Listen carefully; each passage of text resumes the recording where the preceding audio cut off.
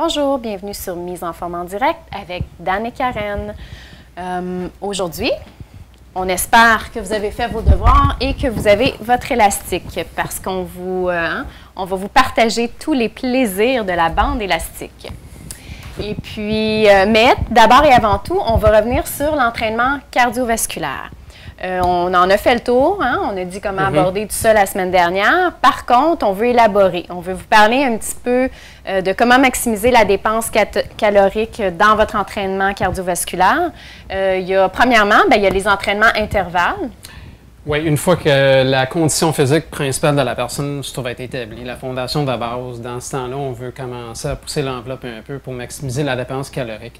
Si on parle de perte de poids, c'est l'objectif. Si on parle de performance, les intervalles ont absolument leur place dans la game. Les athlètes s'en servent régulièrement. Mais si on continue avec notre thématique de perte de poids, on peut dépenser énormément de calories lors d'un entraînement en intervalle. Mais d'abord et avant tout, je pense que ça serait bon, Dan, que tu expliques aux gens, parce qu'il y a des gens qui font beaucoup de sport qui savent c'est quoi un entraînement par intervalle, mais il y en a d'autres que non. Donc, c'est quoi l'entraînement par intervalle? Bien, par intervalle, c'est qu'on a des phases où on est comme au repos pendant 1 minute ou 2 minutes, puis à peu près ça, on a une phase d'environ, ça peut être 30 secondes, ça peut être 45 secondes, 1 minute, où est-ce qu'on est en train de travailler à une intensité très élevée, à peu près à 85 % de la capacité maximale de la personne.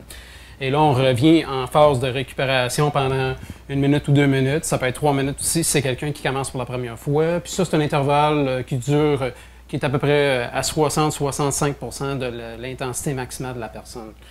Alors, c'est comme ça qu'on travaille avec des intervalles en général. Là, on peut aller avec notre imagination. Il y en a qui vont le faire en croissance, en montant comme ça pour finir avec un pic. Il y en a d'autres qui vont varier en cours de route. D'ailleurs, dans les machines cardiovasculaires, non seulement dans les centres de conditionnement physique, mais aussi les machines que les gens peuvent acheter à la maison, souvent, ils ont des programmes de ce genre-là déjà pré-programmés. Ouais. Fait qu'ils ont juste à choisir, puis bang, on est parti en action. OK. Donc, ça, c'est une possibilité. Oui.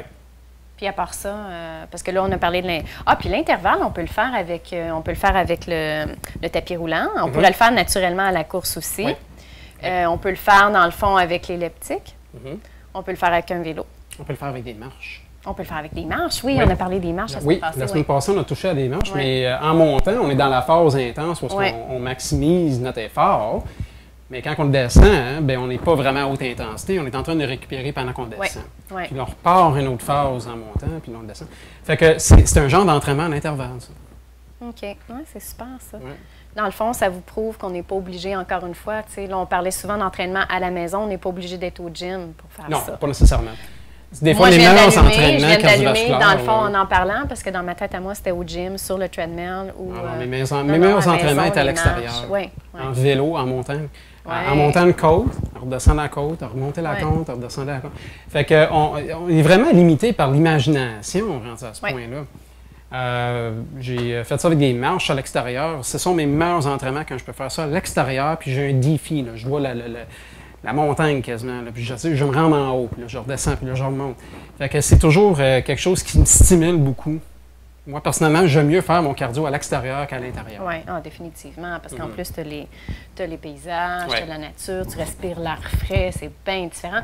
Mais l'hiver, avec les conditions climatiques, on est peut-être plus porté. Il y en a qui le font beaucoup, mais moi, pas capable. Non, vraiment, à ce point-là, c'est à l'intérieur pour moi aussi. Mais il y en a qui le font, hein? On en voit tous les matins, là, qui bravent la tempête. Oui, il y en a qui se laissent la glace. Très glissant. Ça peut être salissant aussi, la sludge. En patin. Ah oui, patin. On peut faire des longueurs en patin. Oui.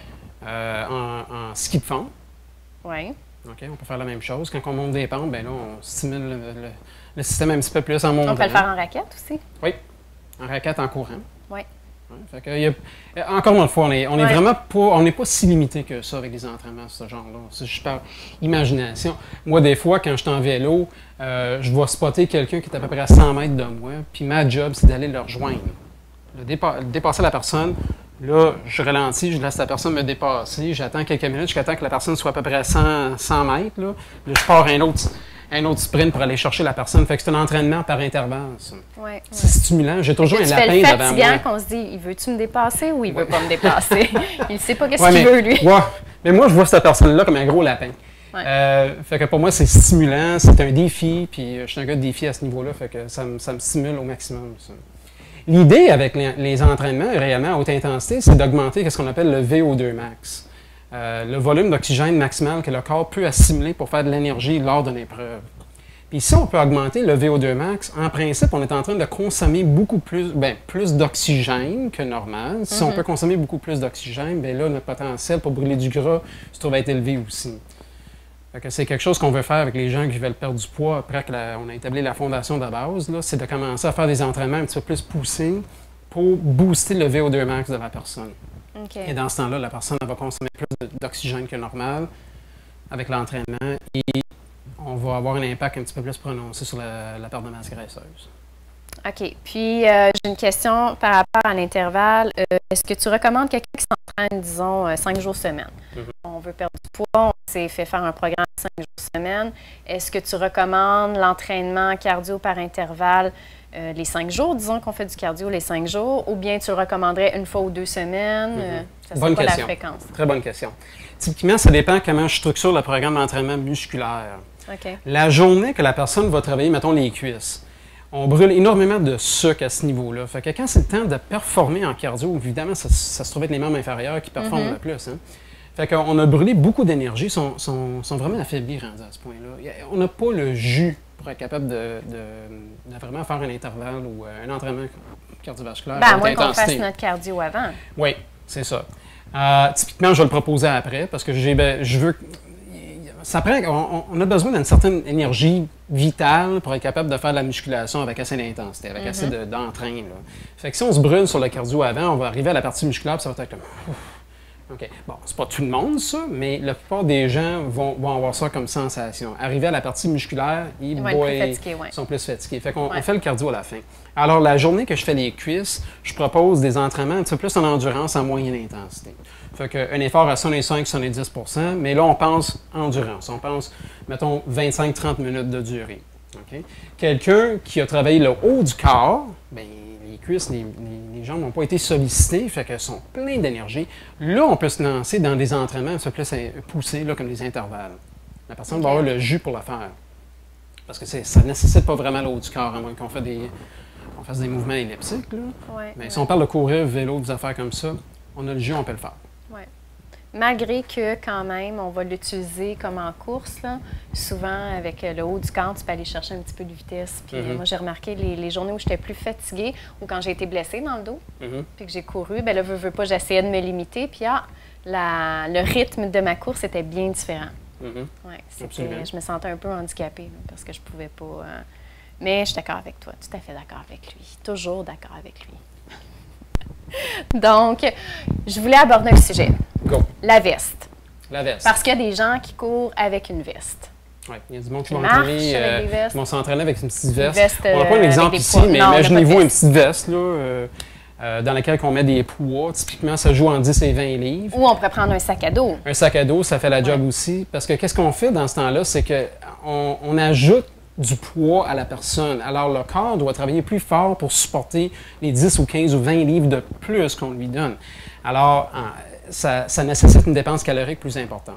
Ça pourrait être utilisé dans mettons, on est en processus de perte de poids, on a déjà perdu 20 livres.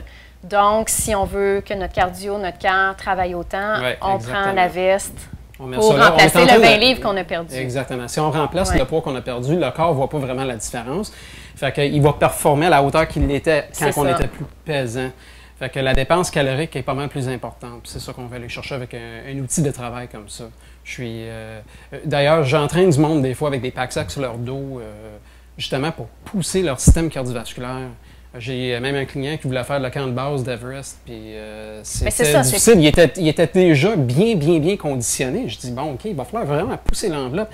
Fait qu'il marchait avec son pack-sac full loadé sur le dos, plus des bouteilles d'eau. Puis il marchait à haute vitesse sur un tapis à 15 % d'inclinaison. Son VO2 max a augmenté par 7 points. Puis 7 points, là, c'est énorme pour le VO2 max. Fait qu'il est allé de quoi? 42, à peu près 42, 43 à presque 50. C'était incroyable. Mais c'était dû au fait qu'on avait ajouté de la résistance de plus. Fait qu'on y a mis à peu près 60 livres de plus que normal. Bien, le système cardiovasculaire avait à subir ce poids-là, puis supporter, puis pendant longtemps aussi. C'était vraiment un entraînement intense, mais ça a fait la job. Puis, comme qui vient de mentionner Dan, c'est pas juste, c'est bien pratique si on est dans un programme de perte de poids. Par contre, dans un entraînement pour des marathons, pour, bon, justement, monter le Mont Everest, Kilimanjaro, on ne sait jamais, ça peut être bien, bien, bien pratique. Ou, là, c'est quelque chose qui me vient en tête comme ça. Si on est quelqu'un, puis dis-moi si tu es d'accord avec moi, on s'entraîne normalement, je ne sais pas, on court pendant 1 heure. Aujourd'hui, on a 30 minutes. Puis on a le goût de dépenser peut-être à peu près le même nombre d'énergie ou en tout cas de plus de calories. Ça serait bon de dire, OK, aujourd'hui, j'ai 30 minutes, bien, je vais prendre la veste. Oui. Okay. Oui, absolument. C'est une résistance de plus. J'ai compris. C'est sûr que c'est un des variables avec lesquelles on peut jouer. On a la vitesse, souvent on a la résistance de la machine qu'on peut augmenter pour compenser. C'est là que les intervalles ont peut-être plus leur place dans la game, parce que là, on peut dépenser plus de calories dans une courte laps de temps versus quelqu'un qui part en endurance à basse moyenne intensité. Fait que c'est un outil de travail qu'on peut ajouter, effectivement. OK. Très bien. Qu'est-ce que je ne ferais pas, par contre? Puis ça, c'est quand même... on ne le voit pas souvent, mais ça arrive, que les gens vont tenir des poids dans leurs mains ou ils vont attacher des poids alentour de leur cheville.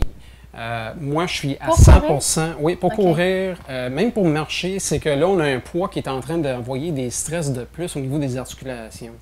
Alors, ça peut occasionner une blessure au niveau des articulations, comme les épaules, les coudes, les genoux. Alors, je décourage ça comme pratique. Je pense que garder le poids central sur le torse, c'est plus valide pour des exercices de charge. Mais ça ne peut pas créer, je comprends, aux articulations, mais dans le fond, ça ne peut pas créer un problème de dos. Ah oui, oui, oui. Tout est attaché ensemble. Fait que, oui, effectivement. Parce que imagine un sac à dos, veut pas, on est porté quand on porte un sac à dos à faire ça un petit peu avec nos épaules, là, parce que là, il y a un poids. Puis déjà là, si on court ou si on marche rapidement, puis on force du haut du dos, c'est pas bon. De là, l'importance d'avoir un petit pack-sac comme une ceinture ici qui reste sur les hanches finalement. Okay. Les hanches supportent la résistance, fait que c'est beaucoup moins taxant pour le haut du corps avec les straps, tout ça. Puis là, excuse-moi, j'ai pas vu la veste, mais la veste est vraiment...